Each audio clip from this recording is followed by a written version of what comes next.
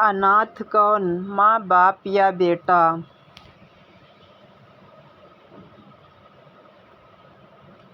भास्कर और मीना की शादी को आज 8 साल पूरे हो गए थे। सुबह से ही फोन पर बधाइयों का कार्यक्रम चल रहा था।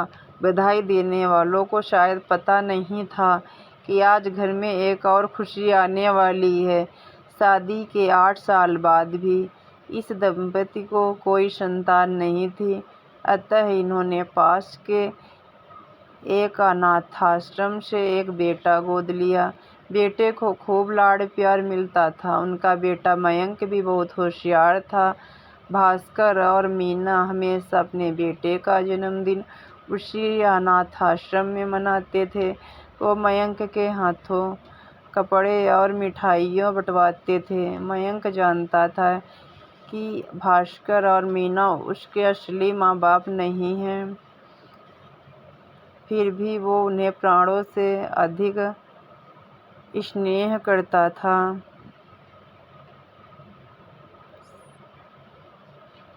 समय बीतता गया और मयंक MBA की डिग्री पूरी करके दूसरे शहर में नौकरी करने लगा।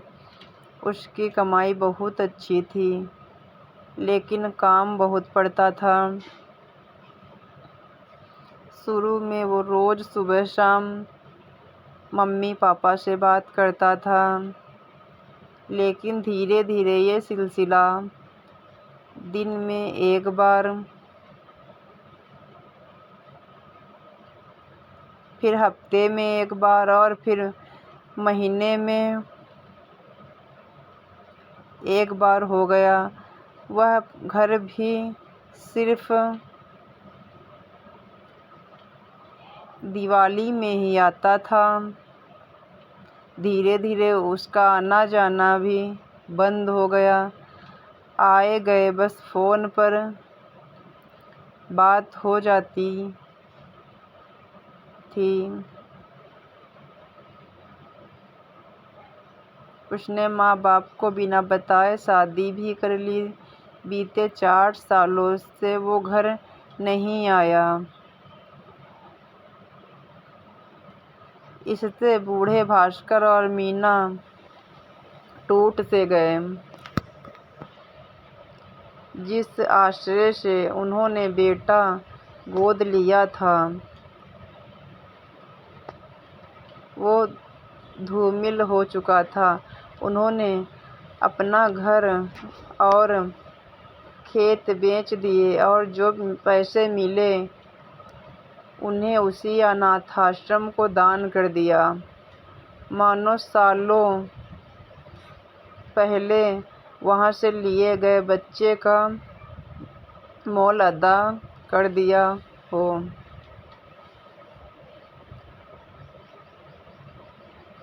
वो दोनों उसी अनाथाश्रम में जिंदगी बसर करने लग गए।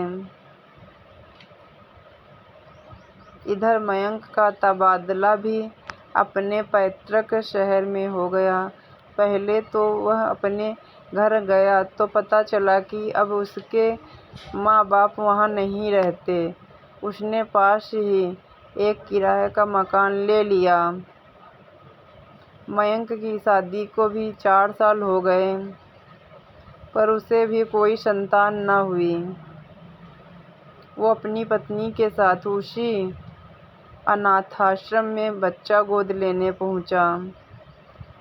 उस अनाथाश्रम के केयर टेकर भगवत प्रसाद जी थे, जो मयंक को जानते थे। उन्होंने बच्चा देने से मना कर दिया।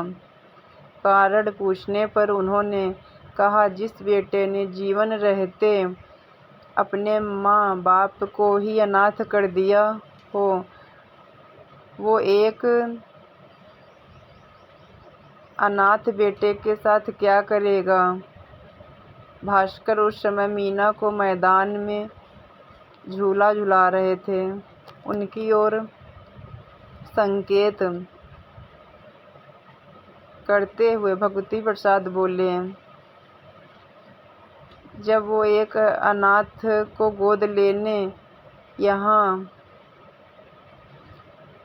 आए थे तब इन्हें नहीं पता था कि एक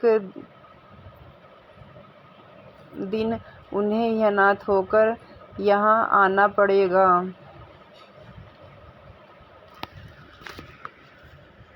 मयंक सारा मांजरा समझ चुका था। वो भागकर गया और अपने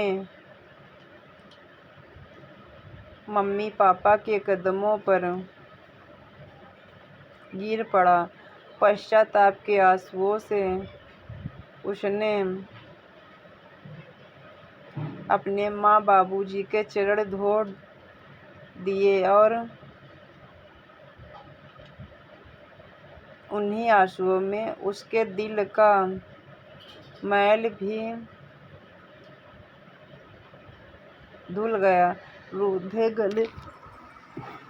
गले से सुबकते हुए मयंक बोला, पापा मम्मी, आपसे किसने कहा कि आप अनाथ हो?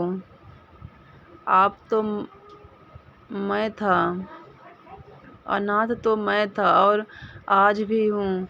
जो बेटा अपने माता पिता के दुख में उनकी सेवा का पात्र न हो सका, उससे बड़ा अनाथ इस संसार में और कौन होगा।